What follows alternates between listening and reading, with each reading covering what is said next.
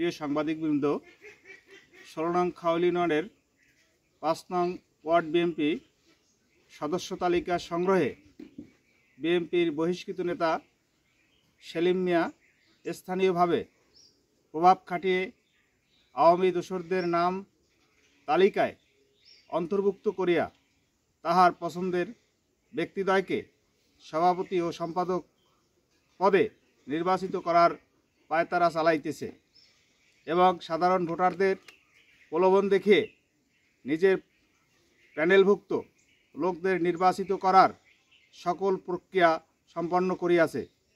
উল্লেখ থাকে, সেলিম মিয়া বর্তমানে বহিষ্কৃত নেতা হওয়া সত্ত্বেও বিভিন্ন ওয়ার্ডে গিয়ে তাহার অনুসারী আওয়ামী দোসরদের নাম প্যানেল ঘোষণা করে, যাহা শহীদ জিয়ার আদর্শ ও ভারপ্রাপ্ত চেয়ারম্যান তারেক রহমানের নির্দেশনায় দলীয় শৃঙ্খলার পরিপন্থী।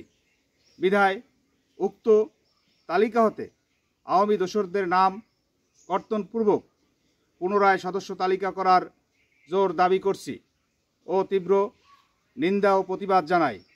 এবং তারই সাথে 5 নং ওয়ার্ডের সভাপতি পদে আমার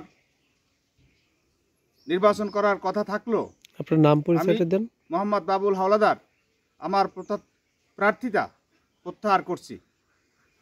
ধন্যবাদ।